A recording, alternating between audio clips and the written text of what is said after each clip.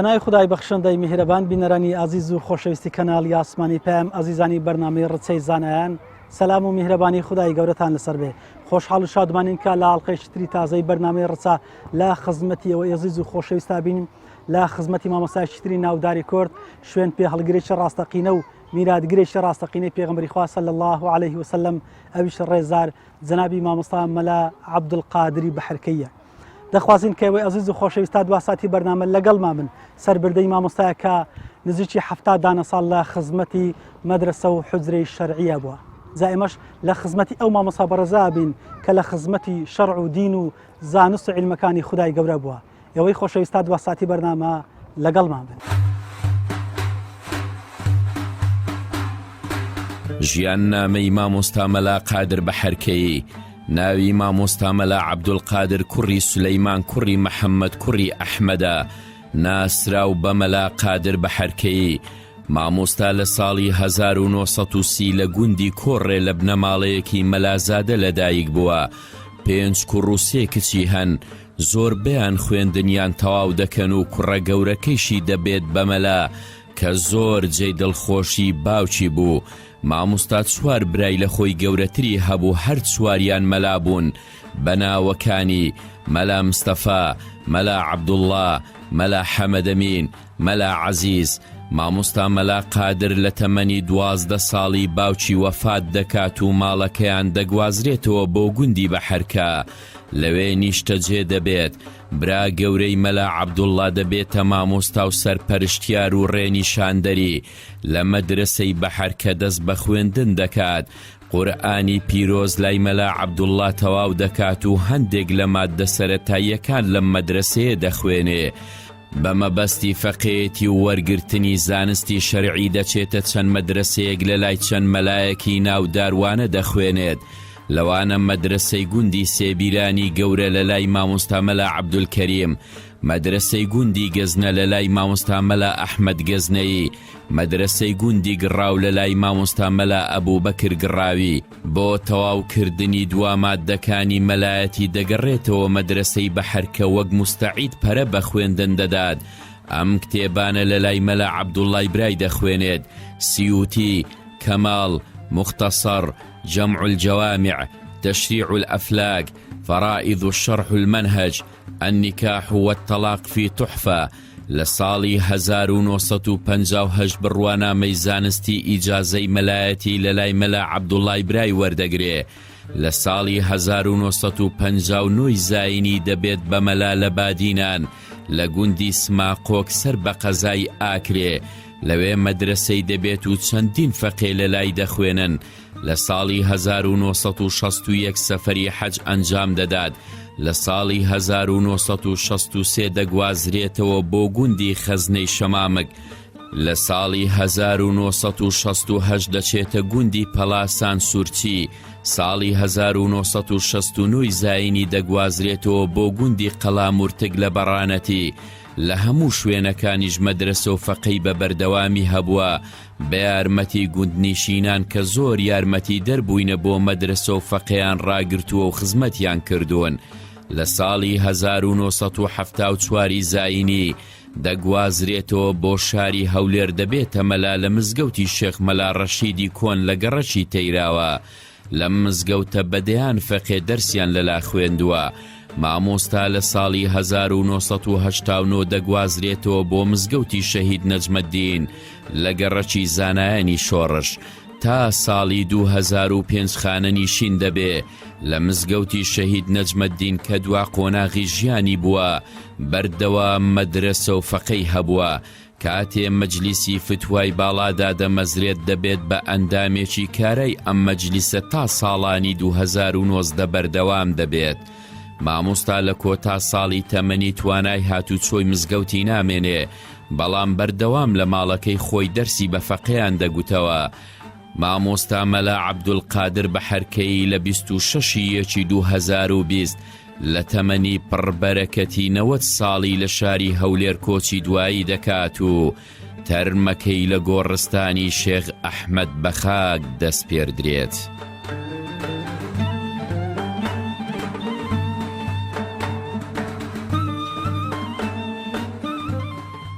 بەڵێ بینەرانی عزیز و خۆشەویستی ڕچەی زانایان دووبارە سەلام و میهرەبانی خوای گەورەتان لەسەر بێ. خۆشەویستان، هەر لە خزمەتی جەنابی ڕێزار مامۆستا مەلا عەبدولقادری بە حەرکەیدا دەمینین. ئەوەی کە لەسەر تا بیستان پوختەیەک بوو لە ژیانی جەنابی مامۆستا. هەڵبەتە جەنابی مامۆستای مەرحوم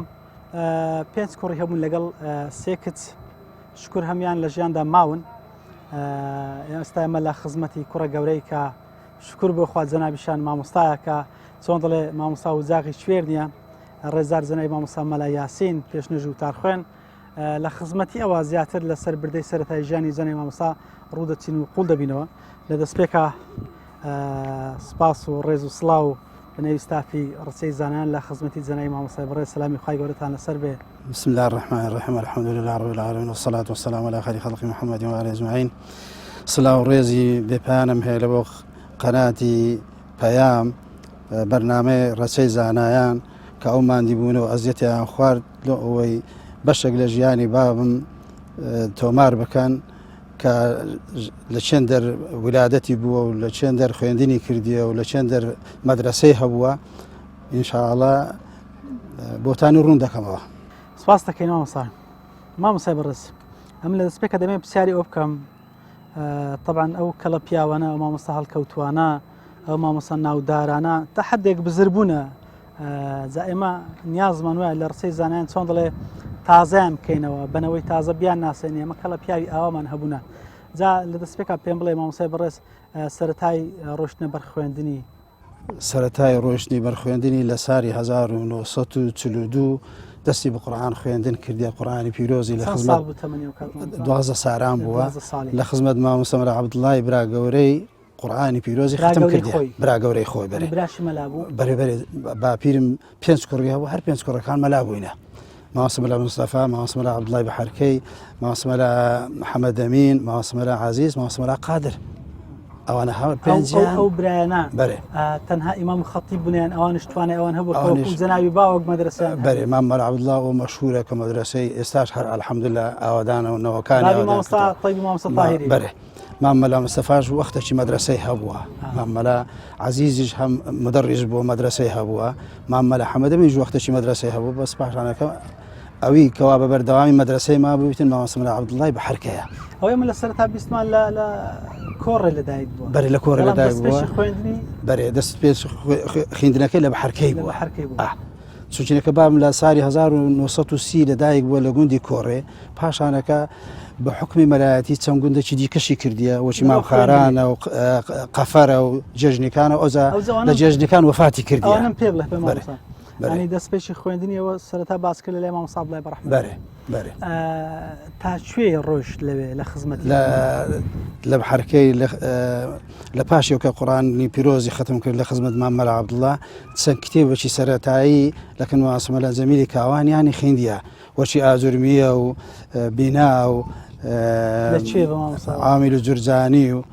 مەدرسەی بە حەرکەی لە مەدرسەی بە حەرکەی لەگەر فەتحول قەریبی لەگەر ئونوزەجی لەگەڵ سەمەدیە ئەو کتێبانەی لە خزمەت مامۆستا مەلا عەلی کاوانیان خوێندیە. ئەو جارێ هەروە لە بە حەرکەی هەر لە بە حەرکەیە. ئەو جارەی لە بە حەرکەی دەیەوێتم بچیتەکەن هەندە مامۆستای دیکە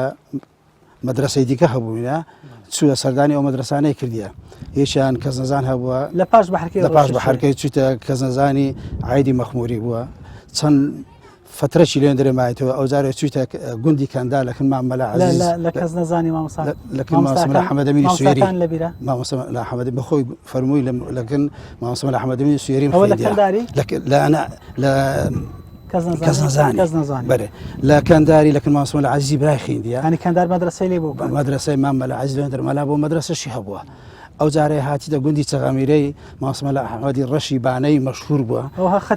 خەتی مەخموریە لێن دەرێش هەندێکی خوێندیە. بەس مامۆستا مەلا ئەحمەد دەرسی پێ نەگوتی. مامۆستا مەلا فەتاحی مەخموری دەرسی پێ گوتی. مامۆستا مەلا فەتاح مستەعید بووە لەکن مامۆستا مەلا ئەحمەدی ئەو لە چەغەمیرەی بۆ بەرێ. ئەو جا هاتیتەوە بە حەرکەی. چەند ماوە لێ مامۆستا دەزانی؟ بەخوای هەر یەکی مچینە بە هەمووی سارێکی لەو سێ مەدرسەی مابیتەوە هاتیتەوە بە حەرکەی. دەماوە لێ مامۆستا؟ بەرێ دەماوە چونکە فەقێ عادەتیان وە بووە هاتو چۆ نەبووە. چەغەمیرە و کەزنەزان ئەوانە کەندا دوور بۆ نێزیک نەبووە. مەجبور بۆ دەبات سیارە زۆر کەم بووە. هەمووی هەر بە بوراغ و بەجێ درێژ ئەوانە بووە. ئەوە ساڵەکان چەند بوون؟ ئەوە ساڕەکانی 45 و 46 و ئەوانە بەرێ پاشانەکە هاتی تۆ بە حرکەی ئەو جارەی چیتە ئیزنی لە مامەلا عەبدوڵڵا وەرگرتێ چیتە سێبیران کە مامۆستا عەبدولکەریمی مدەڕیسێکی مەشهور بووە مەلایەکی چاک بۆ سێبیران لەوێن دەرێ بەرێ مەلاجامی لە خزمەت مامۆستا کەریمی خوێندە دەگەر مغری تولاوی ئەو جارەی چیتە گوندی گەزنەی لە مامۆستا ئەحمەدی گەزنەی بابی دکتۆر محەممەد گەزنەی لە گەزنەش لە خزمەت مامۆستای فەتح المعین و فەناری خوێندیە ئەو جارێ چیتە گوندی گڕاوێ جاری عفو مامۆستا پێشێ بستن گڕاوێ جارێ مامۆستا وە لە خەتی مەخموریە خەتی مەخموری هاتە خەتی حرکەی وەزەی سێبیران نێزیکە لە سێبیرانی گەورە لێر لە هاولێری نێزیکە لە ڕەشینی نێزیکە ئەوێ شەرح حوزرەی لێ مامۆستا ئەوێ چێ بوو کە لە مامۆستا عەبدولکەریم مەشهورە مەلاکی لە مەلا باشەکانی دەورە بەری هەولێرەیە مەدرسەیەکی گەورەشی هەبووە مامۆستا ئەحمەدی گەزەش هەر مەدرسەیەکی گەورەی هەبووە لەوێن دەرێژ لە خزمەت مامۆستا ئەحمەدی فەناری و فتح المعینی خوێندیە ئەو جارە چوویتە گڕاوێک مامۆستا هێشتا نەبووتە مستعید کە دەستە گڕاوی دەبتە مستعید لە گڕاوێ دەبتە مستعید مامۆستا ئەبوبەکری گڕاوی ئەو لەوێن دەرێ مدەڕیس بووە ئەوش مەشهورە عەبدوڵڵا یەزیدی و عیسامەدینی لەوێن دەردەخێنی و چەند فەقیهێکی هەبووە ناوی دوو فەقیهانیشم لە فکرە یەکیان مامۆستا عەبدوڵڵای شاوێسیە بەرێ لە زەمانی مستعیداتی کە لە گڕاوێ خوێندیە مامۆستا عەبدوڵڵای شاوێسی دەگەر مەلا خەلیلی سیاوی ئەو دووە بەخۆی پێگوتم دەرسم پێگوتینە لە گڕاوێ ئەوە لە گڕاوە بەرێ ئەو جارەی دێتەوە بە حەرکەی دیسان دێتەوە بە حەرکەی ئەو جارەی لە خزمەت مامەلا عەبدوڵڵا هەموو خوێندنەکەی لە خزمەت مامەلا عەبدوڵڵا دەبیتن ئەوە مستعیداتش لێ هەندێک کرد بەرێ هاتەوە بوویتە مستعید لە بەحەرکەی ئەو زەمان مامۆستا تەیب برازایل مامەلا عەبدوڵڵا لەبەرەوەی بابم قابلیەتی هەبووە کوڕەکەی خۆی لە کنەوی دانایە هەم مەلا عوسمانی برازای بابم کوڕی مامەلا حەمەد ئەمین ئەویش لەکن بابمێ خوێندیە هەروەها مامۆستا مەلا تەیب ڕەحمەتی بەڕەحمەت بێ لە خزمەتی خوێندیە هەتاکو جامیشی تەواو کردیە زانای سەردەم لە خزمەت بابمی خوێندیە مامۆستا مەلا یاسین ئێستا لە حەیاتدا مامۆستا مەلا یاسینی گردەشێری ئەویش لە خزمەت بابمی خوێندیە مامۆستا مەلا ئیبراهیمی هەرشەمی ئەو وەفاتی کردیە ئەویش لە خزمەت بابم هەر لە بەحەرکەی خوێندیە مامۆستا مەلا زرار لەک هەیە ئێستا مەیلۆکەتیە جارێکی هاتەکن بابم مغنی تولابی پێ و گوتی مامۆستا لەو کتێبەی دەرسی پێ گوتیمە هەروها بێتەوە مامۆستا مەلا عەبدوڵڵای شاوێسی لە بەحەرکەش هەرلەکن بابم فەقێ بووە لەگەر مامۆستا مەلا خەلیلی سیاوی زەمانی مستعیداتی کە لە گڕاوێ هاتیتەوە بەحەرکەی ئەوانش هەر لەگەری هاتینەوە بەحەرکەی مامۆستا مەلا یونسەکە بوو لە چاروکی مەلا بوو ئەویش هەرلەکن بابمی خوێندیە ئەو مەجموعە فەقێیە کە بابم مستعید بووە لە بەحەرکەی لەکن بابمیان خوێندیە مامۆستا بەڕێزە من حەزەکەم هەر لە زەمانی مستعیداتی زەنەی مامۆستا ببینینەوە حتا ئێستا کە دەخوێنی پێم خۆشە خوێندنەکانی تا دەگاتە کۆتای وەرگرتی ڕۆنامەی زانستی ئەو کتێبانەی کەوا لە خزمەت مامەلا عەبدوڵڵای خوێندیە سیوتیە کەمالە گەلەمبەی ئادابە گەلەمبەی بورهانە مختصرة جمع الجامعة تشريح الأفلاك فرائز شرح منهزية هروها نكاح طلاق لتحفة كوتاي بخندكي هنا لساري 1958 لساري 1958 مامەلا عەبدوڵڵا بەڕەحمەت بیتن ئیجازەی مەلایەتی پێ بەخشیە لە 58 ئیجازەی زەواجی کرد و مامۆستا بەرێ زەواجی کردیە تاریخ زەواجەکەی بالضبط تقریبا لە 54 زەواجی کردیە بابم لە 54 زەواجی کردیە مامۆستا بڕۆنامە زانستی وەرگرت بەرێ لە مامۆستا مەلا عەبدوڵڵای بەڕەحمەت بی بەرێ مامۆستا لە 58 لە خزمەتی مامۆستا مەلا عەبدوڵڵای ڕەحمەتی بابی مامۆستا تەیب مامۆستا تاهیر ئیجازەی زانستی وەرگرت ئەو کاتە مامۆستا مزگەوتی وەرگرت و بۆی کە پێشنەژ و تارخوێنی بکایان هەر جار هەر تەڵەبەیە هەر تەڵەبەیە بەس ئەگەر مام سەفەرێک شتێکی هەبە خۆتبە بابم دایخێندەوە لە جاتی مامەلا عەبدوڵڵا ئەگەر سەفەرێکی هەبە پێشنۆژیەکە بابم دەیکرد بەرێ ینی ئامادە بۆی کە مامۆستا بەزمەوە ئیجازەکە وەرگری دواترش مزگەوتیان وەربگریوانێ بەڵێ ئەو زەمان مەلا عەبدوڵڵا فەرمووی لۆ خۆت ببە مەلا و چونکی ژیانی بابیشم بڕێک زەحمەت بووە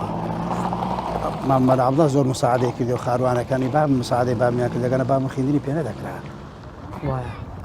ئەوجا بابم گوندێکیان لێ دیتەوە لە بادینە ناوی سەماخۆکە نێزیک کێش ئەوی مامۆستا من حەزم لێیان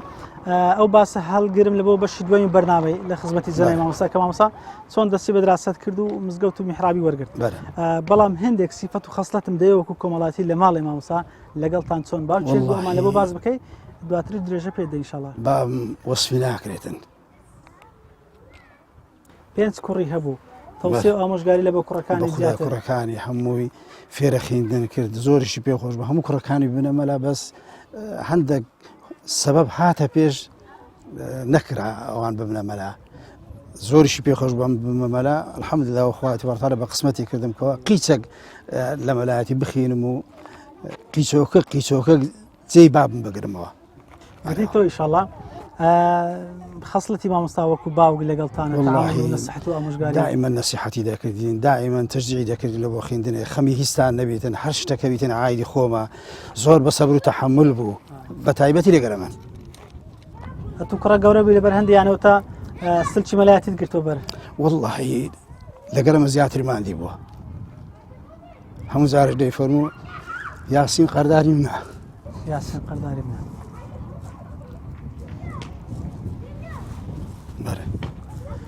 لە چ ڕۆک ئەوای دەفەرموو وەچی خڕ دەبووینەوە کنیایدی آخر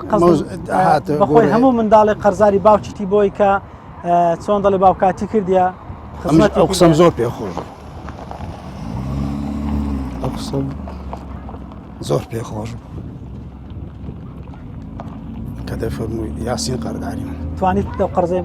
زەنای باوک بدەیتەوە کەم هەتا دەمرم زەحمەتە طبعا بەوەش دڵخۆش بوو کە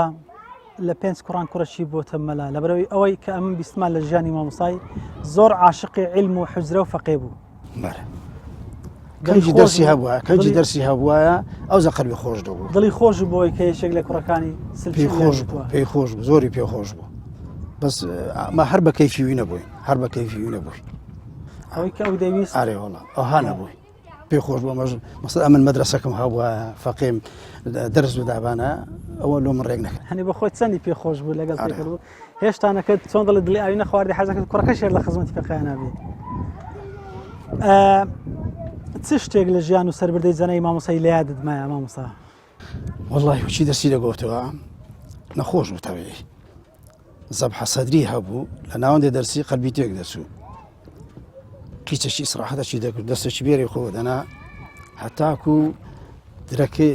دەهاتەوە حالەتی ئەتیادی دەستی بە دەرسی دەکردەوە بازم حەبەش پێ بوو دەی خوارد سا دەرسەکەی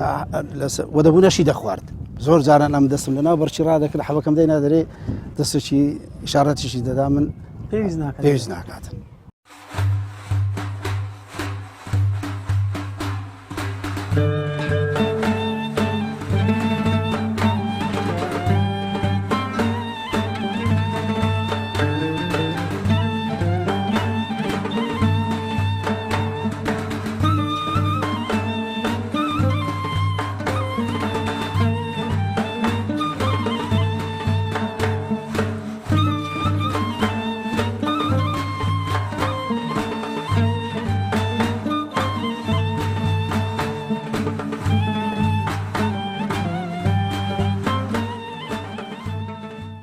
مامۆستا ڕەحمەتی خوای لێبی هەروەشی مامۆستا یاسین دەفەرمی لە ساڵی 63 هاتە خەزنەی لە ساڵی 63 من شەشی ابتیدائیم خلاص کردبوو لە مەکتەبێ بابم خواعافی کە گوتی نابی بچیە شاری مامۆستایان لە گەریان حەول دەدا دەیانگۆ یەکەمی گوندیە لە قسمی داخلی وەردەگیرێ لەسەر حیسابی تونیە گوتی بستە شاری بێدین دەبی لێ ناگەڕم بستە شاری گوتی ئەوە تە مامۆستامان هەیە با لە لای بخینی هەتا تقریبا ساڵی نهایەتی 1970 لە خزمەت مامۆستام خوێند جامیم خلاص نەکرد بوو ناوی عسکەریم هات سەرەتای مەلایەتی یعنی قورئانم ختم کرد بوو پێشی مامۆستا بێ بەس کتێبەکانی دی هەتا گەیشتە جامی لە خزمەت مامۆستایم خوێند لە 67 ناوی عسکەریم هات مامۆستا گوتی ئەگەر نەچی بە ڕەسمی نەخوێنی لە شاری هەنجی مەدرسەی مەعهەد ئیسلامی هەبوو دەبی ببتە عسکەر بە ناچاری بابم ڕێی پێدان بێ مەشاری بخینم. مامۆستا ڕەحمەتی خوای لێبی حتا لە بۆ نفوسیشم نەبوو هات نفوسی شلۆ دەرینام بابم نەدەهات ڕسمی خۆشی بگری لە ساڵی 67 چوو بووە حەجێ ڕسمان لە جەواز سەفەری حەجێ کردەوە ڕسمان لەسەر گرت هەتا نفوسمان دەرینە. مامۆستا و فترەی لە خزمەتی بووم ینی ئینسانێکی حتا برێی بەتوان نابوو زانایەکی لەسەر خۆ بوو هیچ تێک نەدەچوو سوبحان الله نەمدیدە ئەو کابرایە ڕۆژەشی تۆڕە ببی. ئەو کتێبانەی دەگوتەوە مامۆستا هەر هەمووی لەبەر بوو یعنی ئەوەندی لە لاوێم خیندبی لە هیچ مامۆستایەکی ئەوەندە ئیسیفادەم لێی نەکرد. نهایەتی 67 بوو 68 بڕۆیشت نازانم کە ڕۆی چوە بادینان لەوێش دەچوومە خزمەتی تاقە فەقێ بووم تەقریبەن مامۆستای ئیسماعیل لە تەرجانی ناوە دەهات هەندە دەرسی دەخیت بەس متەقاتع بوو یان بە بەردەوام نەبوو ئەگەناوەکو فەقێ من تاقە فەقێ بووم لە خزمەتی. تاقە فەقێش خۆشە ئینسان ئیسفادەشی زۆر لە مامۆستای دەکات.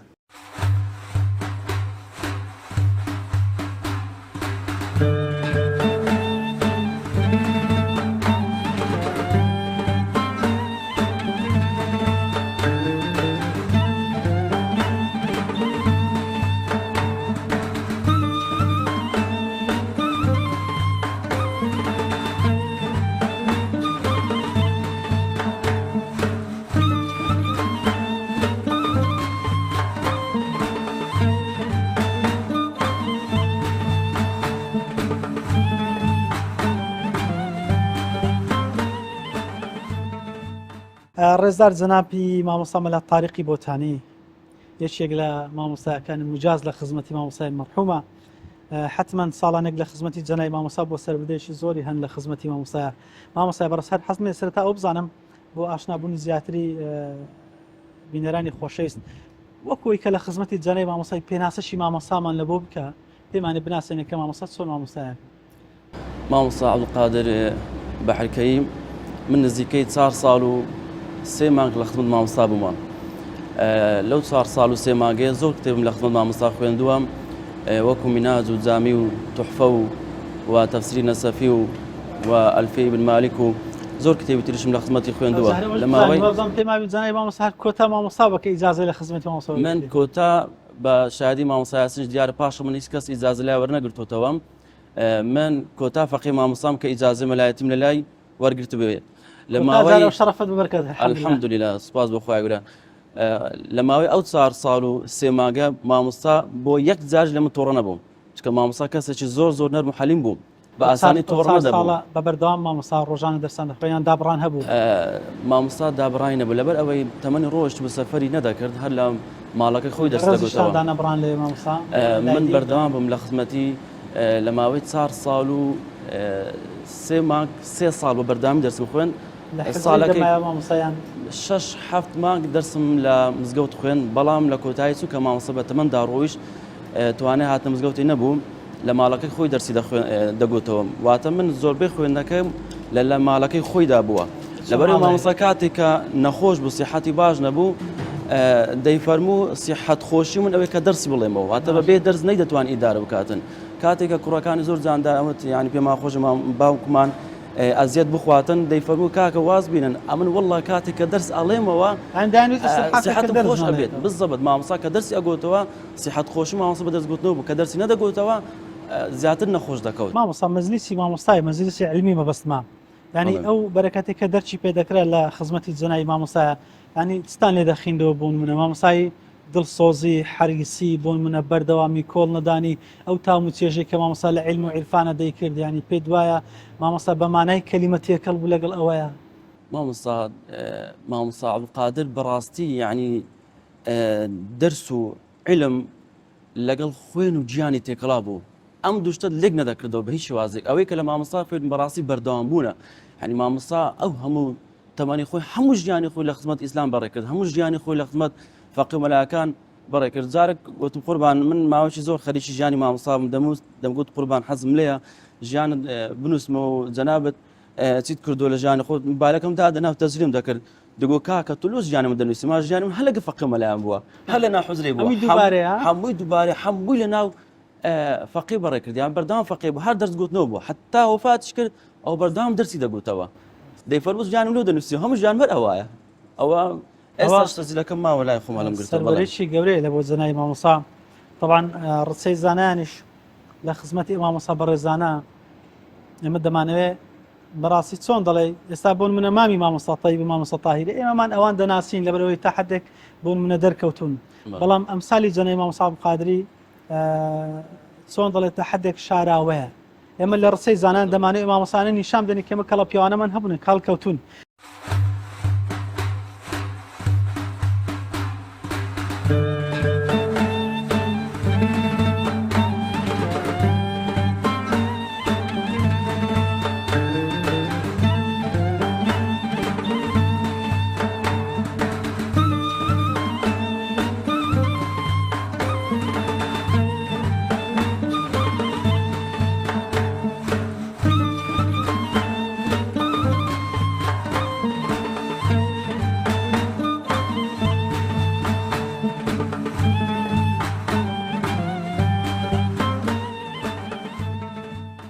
ڕێزار جەنابی مامۆستا عەبدولسەمەد بەحەرکەیی یەکێک لە مجازەکانی جەنابی مامۆستا دوای سڵاوڕێز بۆ جەنابتان مامۆستا پێمان خۆشە پێم بڵێ مشەڕەفبوونی جەنابتان لە خزمەتی مامۆستا بەڕێزە دەگەڕێتەوە کەی و چەند ساڵش لە خزمەتی مایە بسم الله والصلاة والسلام على رسول الله وعلى آله وصحبه ومن والاه سلام خوای گەورە لەسەر جەنابت و بینەران و ئەو برا بەڕێزانش بیت انشاء الله ئەم لە کۆتایی 2002 هاتمە خزمەت جەنابی مامۆستای لە مزگەوتی شەید نەجمەدینی لەو کاتەی لە حوجەکەی خۆی دانیشت بوو هەزار ڕەحمەت لە گۆڕی دەستم ماچ کرد و سەلامم لێ کرد پێم گوت من فرانی کوڕی فرانی ما هاتیمە لە خزمەت جەنابت بخینم ئیدی مامۆستا زۆری پێخۆش بوو ئیجازەت وەرگرت بۆ کات لە شوێنی تر مامۆستا نەخێر ئیجازەم بۆ نەگرت بۆ ئەو کاتێم لە فەقیاتی دەمخین کتێبێکم دەخین پێی دەگوترا سەید عەبدوڵڵا سەید عەبدوڵڵا بە یەک دوو کتێب پاش مولا جامی دەست پێ دەکاتن تقریباً سەرەوەی نیوەی مەلایەتی ئینسان بڕیتی ئیستیجابەی مامۆستا چ بوو کەوات پێ ئیستیجابەی مامۆستای زۆر خۆش بوو لەبەر ئەوەی ئەمە لەگەڵ مامۆستای خزماتیمان هەبوو مامۆستا ئەمنیشی نەدیتە بوو کە گوتم کوڕی فرانیمە و سەید عەبدوڵڵای دەخوێنم و مامۆستا زۆری پێخۆش بوو جێگای کردمەوە و لە خزمەت مامۆستای مامەوە تا ساڵی 2005 سێ ساڵان تقریبا نزیک سێ ساڵ لە خزمەت مامۆستای بووم ڕەحمەت لە جەنابی مامۆستای بیتن مامۆستا پیاوێکی زۆر نازدار و پیاوێکی زانا بوو ئەو کاتەی ئەم لە خزمەت مامۆستای سەید عەبدوڵڵام دەخین یعانەت و تاالبینم دەخین لە شەرحیدا لە پاش سەید عەبدوڵڵای شەرقایدم دەست پێ کرد لەکن مامۆستای لە پاشان مختصرم دەست پێ کرد لە مختصری بەڕەکی دابڕام چوومە خزمەت مامۆستا بیلالی گردی ماوان تقریبا سێ مانگەشی دوای هاتمەوە خزمەت مامۆستای دووبارە مختصریشم لە خزمەت مامۆستای تەواو کرد و جەمع الجەوامعیش بەرجی یەکەم بە سەماع لە خزمەت مامۆستای خین ساڵی 2005 گەڕامەوە بە حەرکەی خزمەت مامۆستا تاهیری دەستم بە کتێبی جەمع الجەوامعی کرد لە بیدایەتی ڕا بەڵام بەرجی یەکەم سەماع کردبوو لە خزمەت مامۆستای هەموو خوێندبوو مامۆستا ڕەحمەتی خوای لێبی دەرسەکانی زۆر خۆش بوو دەرسەکانی لە سەرخۆ بوو هەر تەبیعەتی وا بوو ئینسانێکی ئارام بوو هێمن بوو تووڕەبوونی نەبوو عەجەلەی نەبوو یعنی هەر دەرسەکە لە خزمەت مامۆستای دادەنیشتین نزیک سەعاتێکی دەبرد لە 40 دقەی هەتا سەعاتێکی دەخایان دەرسەکانی مامۆستا نافەقەی زۆر لێبوون بە دەرسەکانی من بەرە بەتەنێ بوو بەس ئەو دەرسێکە سەماعم دەکرد جەمع ئیفەقیەشکە بوو ئەم سەماعم دەکرد تێکەڵبوونی مامۆستا لە ئاسنای شەڕحکردنی وانەکانە ینی چەندە لەگەت دەرسەکە تێکەڵ دە و بۆی کە بتوانی بە شێوەیە کە تۆ بخوێنیتەوە تێت بگەینی دەرسەکانی مامۆستای سیفەتەکی هەبوو زۆر جا مەسەن دەگەیشتێ جوملەکی ئەو جوملە لەوانەیە لە دە کتێبان ئەتوو خوێندبوو دەتزانی مامۆستا حەقی لەوەی نەبوو ئەتوو ئەوەی دەزانی یان نازانی بە هەمان شێوە شەرعی دەکرد ئەگەر ئیعراب بایە ئیعرابی دەدا هەرچی لەسەری بایە ئەگەر ئەتوو بش زانی بایە ئەو هەردوو باری دەکردەوە ئەوەندە دەرسەکانی چۆن دەڵێت فێلی عادەتی ئیفادە بەێ ئەوەندە لەسەر خۆ بوو ئەوەندە خوڵقەتێکی جوانی هەبوو مامۆستا ڕەحمەتی خوای لێبی لەسەر دەرسەکانی زۆر جار لە ناو دەرسان مەسەلەن بەسەرهاتی مەلایەکی دەجێڕاوە باسی مەسەلەن وەکو سەرنجڕاکێشان و لوخاتی ئەو ئینسان تووشی مەلەل نێتن و یانجارەوە بوو مەسەلەن بەسەرهاتێکی لە ناو دەرسەکەی کە مەربوط بوو بە دەرسەکەی دەجێڕاوە يعني أسلوب طريقة تدريسي بكاردينا بوي كبتوين طلبك باشترين شيء ولا يك لوانا كأسلوبي مامۆستای بۆ ئەوەی تەلەبەکە سەرنجی تەلەبەی ڕاکێشی مامۆستا زۆر جێی لێ ڕادەکردی پرسیار بکەین یعنی ماندی نەدەو بە پرسیارکردن لەسەر دەرسێک چەند پرسیار دەکرد مامۆستا هەر لەسەر خۆ پرسیارەکانی جواب بەداوە کەیفی بەوەی دەهاتکەوت و پرسیار دەکەی دەیزانی ئەو تەلەبەیە توانای ئەوەی تێدایەکەوە فێربی و شتەکەی وەربگریتن و بۆیە هیچ کاتێک مامۆستا ئەگەر لە کاتی دەرس شەرحکردنا دەستی پێ دەکرد هەر پرسیارەکەت بکرد بە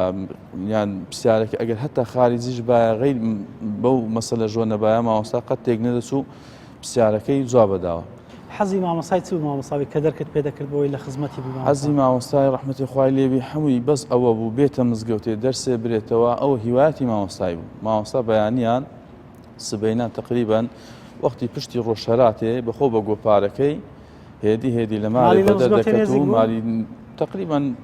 300 مترێک ئەوها زۆر دوور نەبوو مالی لەم هەر زادەشیان بین بوو بەڵام مامۆستا چ بوو ئیختیار بوو مامۆستا ئەو کاتی ئەم لە خزمەتی دەمخین تەمەنی سەرەوەی 80 ساڵی بوو ینی کە دەهاتە تا دەگەیشتە مزگەوتی ئەو مەسافە و مامۆستای تقریبان زۆر بوو بەدە دەقان دەگەیشتە مزگەوتی بۆ مەسافەی دەهات ڕۆشن و دانیشتنی بەڕێک زەحمەت بوو لەورەی بێهێز و بەڵام دەرسەکەی زەحمەت نەبوو دەرسەکەی زەحمەت نەبوو بەس مامۆستا دەرسەکانی لەسەرخۆ بوو تەبیعەتی خۆیەوە بوو یعنی هەتا لە ڕۆژنیشە لەسەرخۆ بوو زاروە بوو مەسەلەن فەقێ مەسەلەن ئەگەر لە دەرسی حەزی لە دەرسی سەریع و ئەوانە باە بێتاقەت دەبوو بەس مامۆستا قەت بێتاقەت نەدەبوو ئەمە لە خزمەتی بووین مەجموعە فەقێیە بووین دەرسی مامۆستامان زۆر پێخۆش بوو بێتاقەت نەدەبووین لە دەرسی مامۆستای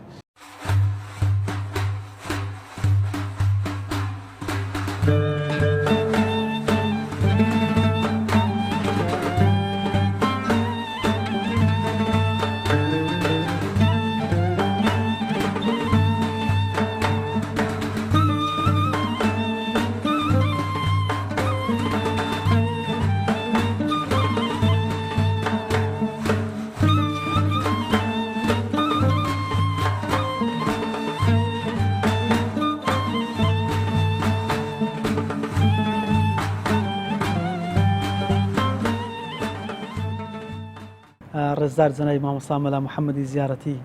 یەکێکی تر لە قوتابی مجازەکانی ڕێزدار جەنابی مامۆستا عەبدولقادری بەحەرکەیی مامۆستای بەڕێز ئەگەر پێم بڵێ دەستپێکی خوێنی زەناتان بۆی کە خوای گەورە مشەڕەفی کردن لە خزمەتی مامۆستا پیا بەرزە کە دەرستان خوێن گەرتەوە ساڵێک بۆ چەند ساڵێک لە خزمەتیمان من لە 2004ەوە هاتمە هەولێر مزگەوتی شەهید نەجمەدین خزمەت مامۆستا مەلا عەبدولقادر رحمة الله عليه لە 2004ەوە لە خزمەتیە لە قۆناغی مستعیدی چکە دوو قۆناغ هەیە لە خوێندنی مەلایەتی پێی دەرێن سوختەیی و مستعیدی من تقریبا لەو قۆناغی کە نزیک قۆناغی مستعیدی لە تەسریفی ملا عەلی لە ناو مەلایانە لە عیلمی سەرف هەیە لەوێوە لە خزمەت مامۆستای دەستم بە خوێندن کردووە هەتا وەکو گەیشتمە جەمع الجوامع و لە خزمەتەوەی خوێندم یعنی دەکرێت برێم مامۆستا ئەگەر خوێندنەکەی خۆم دابەش دوو بکەم بەشی هەرە زۆری بەشی دووەمینەکە کە قۆناغی مستعیدیە هەموم لە خزمەت مامۆستای خوێندووە لە لای هیچ مامۆستایەکی دیکەم قۆناغی سەرێ نەخوێندووە ینی زۆری خوێندنەکەم لە خزمەت مامۆستای بووە خینەکەم پێ بڵێ مامۆستاوی کە لە خزمەتی بووی ڕۆژانە دەڕۆژە خزمەتی مامۆستا ئەمە لە مەدرسە ئەماینەوە ینی شەو ڕۆژ لە مزگەوت بەخۆتان خەڵکی هەولێر نەبوون بەرەو لە حوزرە دەمانەوە نەخێر ئەمن بخۆم خەرچی زیارەتم بەڵام لە حوزرەی مامۆستا ئەماینەوە شەو ڕۆژ باشە خۆ با بڵێن لە دەشتی سەرێ حوزرەی دی هەبوون مامۆستای تریش هەبوون بەڵێ مامۆستای باششمان هەبوون بەڵێ چۆن بۆ هاتیێرە مامۆستا بەڵێ مامۆستا زۆر بوون بێگومان مەدرسەش زۆر بوون بەڵام ئەگەر بەراورد کەین شخصیەتی وەکو مامۆستای کەم بوو هەر وەکو تەمەن و وەکو ئەوە کە مامۆستا ئەگەر سەیری تەمەنی بکەین نێزیکە تەمەنی لە سەروین و هەتساری وەفاتی کردووە نێزیکە 60 و قسوور سار ئەو پیاوە ئەگەر لێکۆڵینەوە لە ژیانەکەی بکەین تەدریس و دەرسی گۆتی تۆ تەدریس مامۆسای بەڕێز تەمەنی زیاتر لە 90 ساڵیە و بەڕێزشتان دێنە خزمەتی دەخینن ئاخر ناڵێنەوە قۆت و هێزی نەمای لەوانەیە زاکری کەم بوو بی یان ئەو شەوق و زەوقەی لە بۆ دەرسێ نەمابی لۆ ناڕۆیە خزمەتی مامۆسایشر لەوانەیە گەنج بی یان چالاکتر بی ڕاستە بەڵام سیفەتانم گوت دەتوانیت جواب دێ بڵێن نەخێر بەڵێ ڕاستە قسەکە لەو جیهەتەی کاتووەکەی بەڵام مامۆسا تایبەتمەندی زۆری هەبوون یەک لەو شتانە هەست ئەەکەم مامۆسا لە سەرەتای گەنجێتی خۆیان ئینسانێکی بێگوناح بووە لێش وەکو وتا مەشهورە ئەرێ ئینسان ئەگەر لە سەرەتای گەنجی خۆیان تاوانی نەکرد خۆی تەعالە عەزایەکانی ئەپارێزی لە کاتی پیریە عەزایەکانی لێوەرناگریتەوە یەک لەو شتە سەیرانە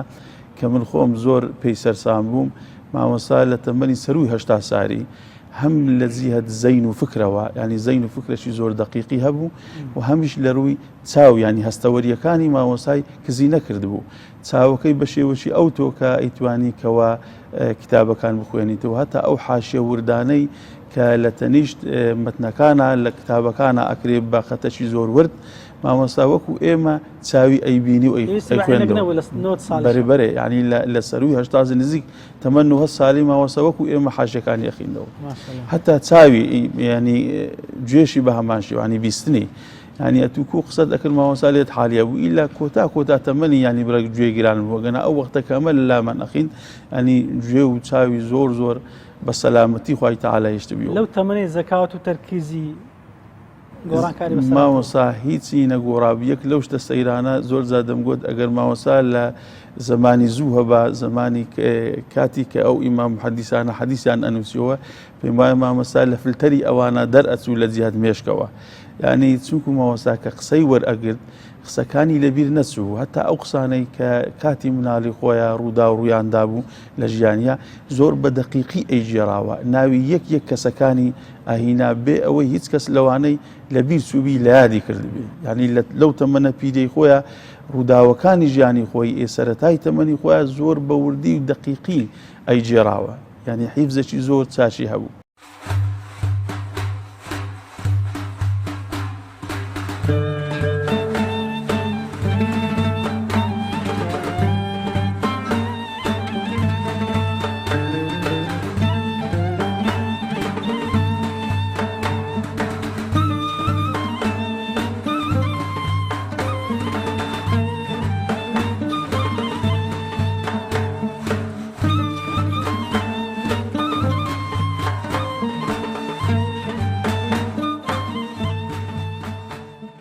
بەڵێ بینەرانی عەزیز و خۆشەویست لە خزمەتی مامۆستا و زانای سەردەممان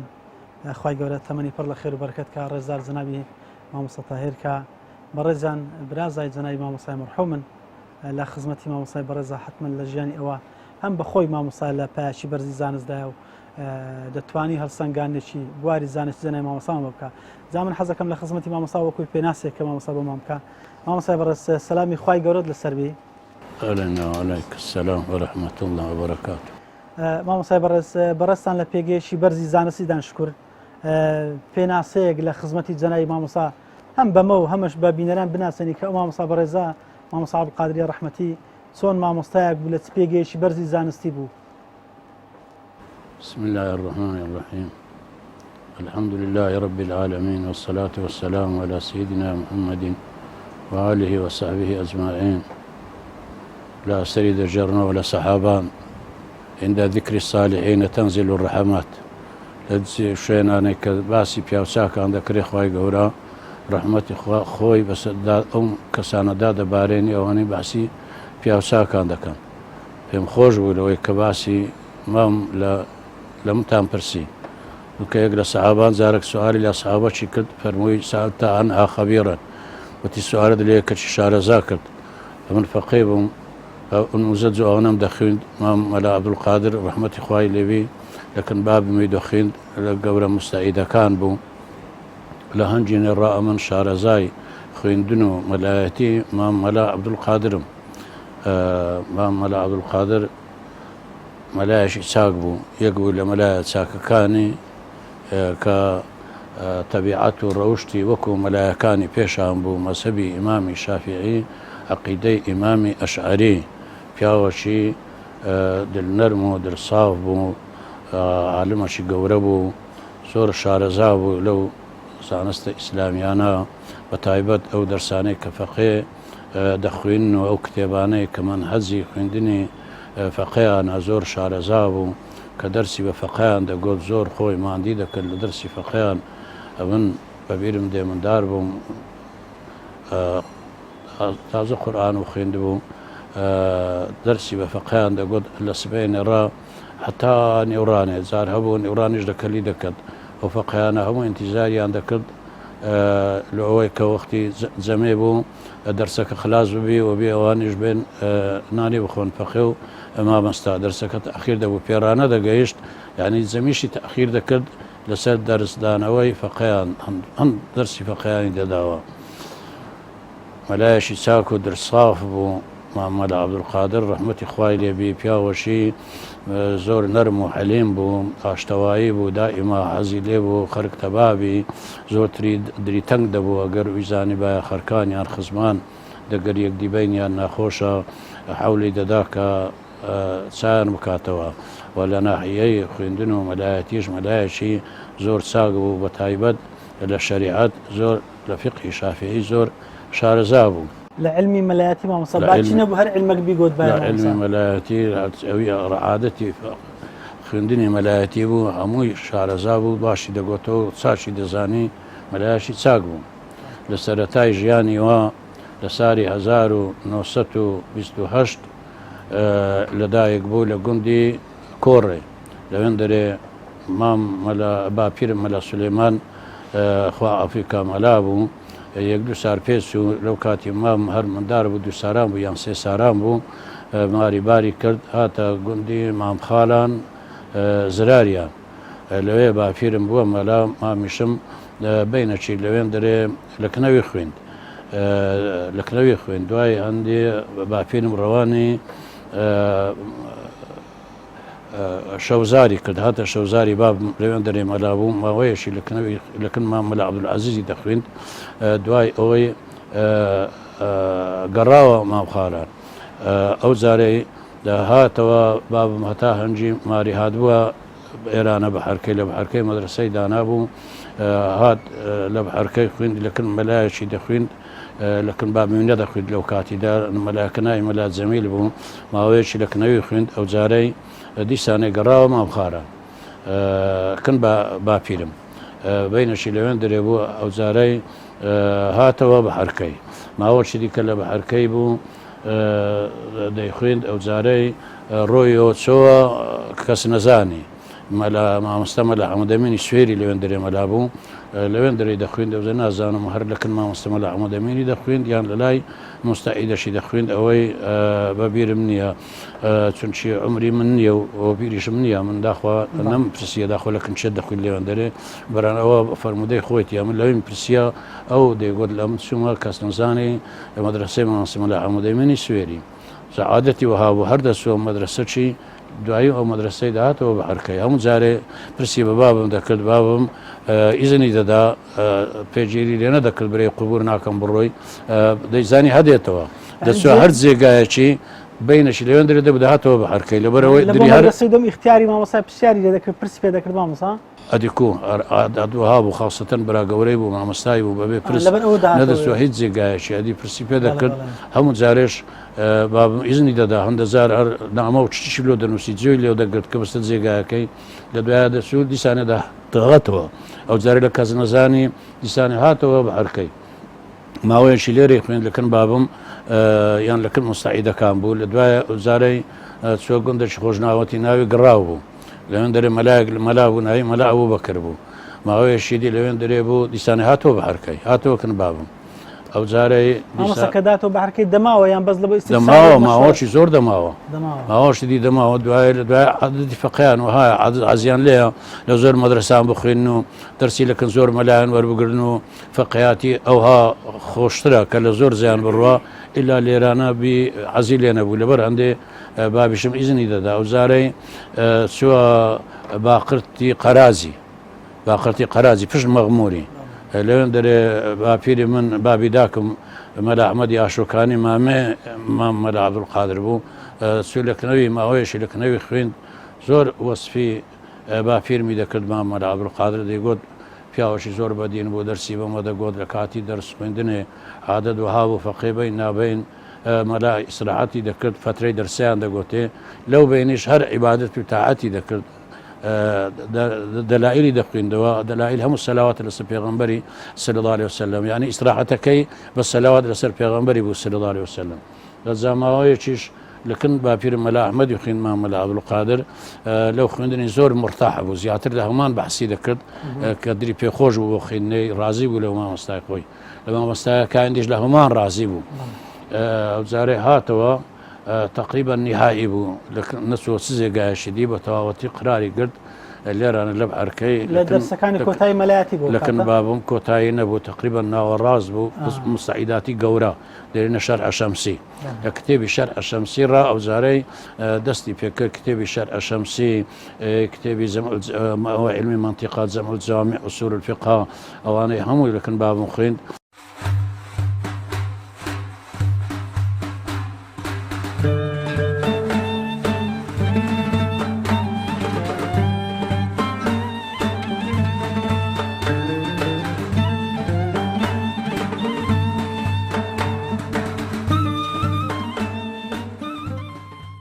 خانم مەلا قادر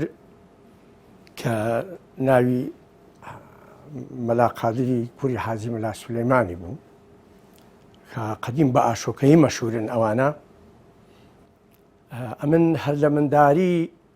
لە مارێوان کە دەستم بە قورئان خوێندنێ کرد هەر لە منداری لە مارێوان بووم لەبەرچێ چونچی داچی مەلاسینی کە لە لاشی خوشکم بوو لە لاچی ئەوش خارم بوو بۆ مناسبەی کە ئەم لە منداری ڕاکە دەستم بە خوێندنێ کرد ئەم لە مارێوان بووم کەلچی مافەقەیانم نەبوو هەند کچکە بووم پاشان کە فترەشی کە پێچوومە نافەقەیان خانم مەلا قادری لەوێ لە خزمەت خانم مەلا عەبدوڵڵا دەیخوێند لە بەحەرکەی لە خزمەتەوەی دەیخوێند چەند سارێکی هەتا ئەمن تا سەورە کرا لە پاش سارێک لە پاش سەورەی تووشی لە 57 سەورە کرا لە 59 خارم خوێندنی خلاص کرد جێشی ببینیتەوە کە بچی لەوێ ببیتە مەلا خارم چوو لە بادینە لە گوندی سماقۆچی لەوێ جێگرت ببیتە مەلا خارم سێ مستعیدی هەبوو یەکیان مەلا ئیبراهیم بوو کە خزمی ماری شێخ مستەفای بوو ئەوە جامی دەخوێند یەکیان مەلا عوسمانی برازای بوو کوڕی خارم مەلا حەمەدەمین ئەویش هەر جامی دەخوێند ئەویش لە خزمەتی دەخوێند یەکیان مەلا محەممەد بوو ئێستا مەلا محەممەدیش هەر مەلا عوسمانیش لە حەیات مایە مەلا محەممەدیش ئێستا لە قەرەخازینی لەوێ مزگەفتێکی بخۆی بەتەنێ کردی و ماری لەوێن دەرەیە ئەو هەرسێکە لە خزمەت خارم بوون تازە مستعید بوون چوونە سماقۆچێ ئەمش لە خزمەتیان بووم چوومە سماقۆچێ مارمان بە کابراایەکە بوو ناوی حاجی تاهیر بوو لەو گوندەکان بە پەستی نەفەری دەبردە هەولێرێ ئەو پەستەیان گرت و چوینە سماقۆچێ مارمان بدە سماقۆچێ لەوێن دەرێ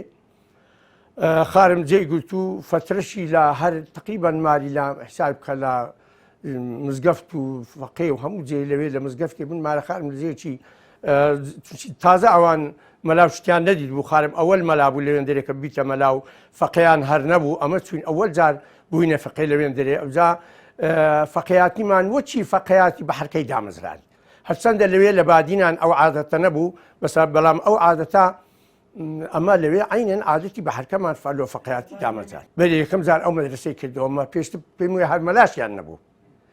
مەدرسەشیان هەر نەبوو فەقەیان نەدید بوو خارم لەوێ ئەو مەدرسەی کردەوە ئەوان سێ مستعید بوون ئەمنی سوختە بوون بەتەنێ لەگەرەوان ئەمن لەکن مەلا ئیبراهیم لە خزمەت مەلا ئیبراهیمی دەمخید ئەوەی کە خزمی ماری شێخ مستەفای بوو لەوێ ماینەوە لە 59 مەلا ئیبراهیم زۆری پێنەچوو وەزعی مارەیان تێک چوو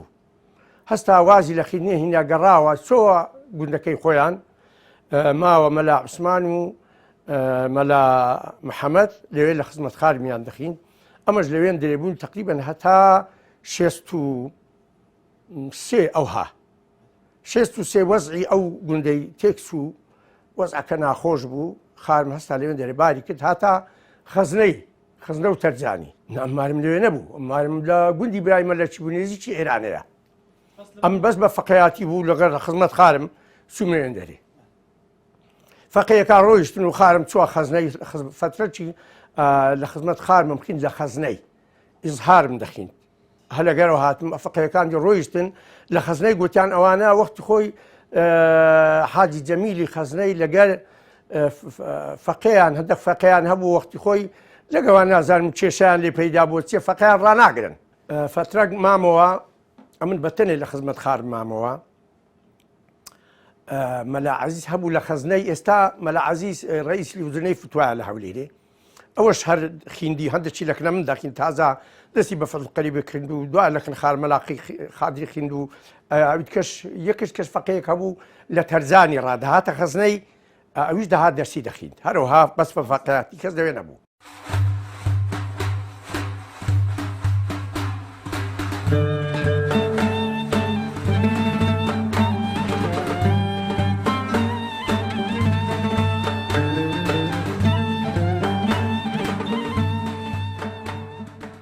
بەڵێ بینەرانی ئەزیز و خۆشەویستی ڕچەی زانایان ئەوەی پێشکەشمانکردن بەش یەکەم بوو لە خزمەت و سیرەتی ڕێزدار جەنابی مامۆستا مەلا عەبدولقادری بەحەرکەیی خودای گەورە دەرەجەی عالیکە بە باشمانزانی ئەڵقەیشتر تەرخانکەین بۆ خزمەتی ئەو مامۆستا بەڕێز و خۆشەویستە لەبەر ئەوەی ئەو مامۆستا نزیکەی 70 دانە ساڵ لە خزمەتی حوجرە و مەدرسە و مینبەر و میحرابا بووە تا ئەو کاتەشی کە وەفات دەفەرمێ سێمانجێک کە لە تەمەنی 90 ساڵی تەبعاً وەفات دەکات هەر لە خزمەتی فەقێ و مامۆستا بەڕێزەکاندا بن تا ئەو کاتێک کە دێن لە ماڵێ دەرسیان پێ دەڵێ بۆی ئەمە بە باشمانزانی کە خوددا یار بێ لە چاوەڕوانیش دەتان هێڵینەوە بۆی کە بتوانین لە بەشی دووەمی بەرنامە زیاتر تیش بخێنە سەر سیرەت و پێگە و خزمەتی جەنابی مامۆستای بەڕێزمان مامۆستا مەلا عەبدولقادری بەحەرکەیی لەگەڵمانە ببینێن.